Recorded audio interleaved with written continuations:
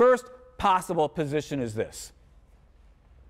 A person is a combination of a body and something else, a mind. But the crucial thing about this first view that we want to talk about is that the mind is thought of as something separate from and distinct from the body. So it's, well, to use a common enough word, it's a soul. So people are, or people have, or people consist of bodies and souls.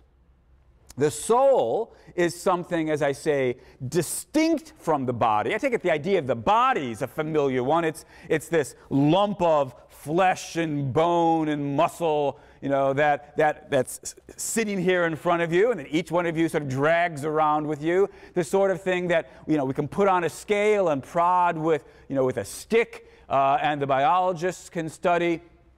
Presumably made up of various kinds of molecules, atoms, and so forth. All right, so we've got the body, but on this first view, we also have something that's not body, something that's not a material object, something that's not composed of molecules and atoms. It's a soul.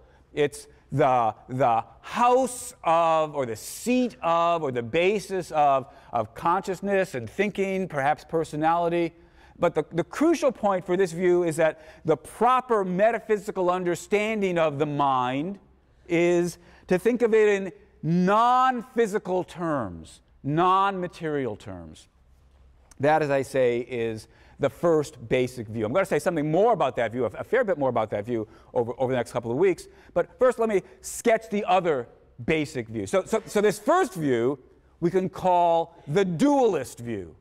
Dualist, of course, because there's two basic components, the body and the soul. And although I may occasionally slip, I'm going to try to preserve the word soul. When I use the word soul, I'm going to have in mind this dualist view according to which the soul is something immaterial, non-physical.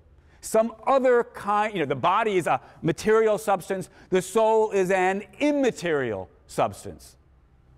That's the dualist view.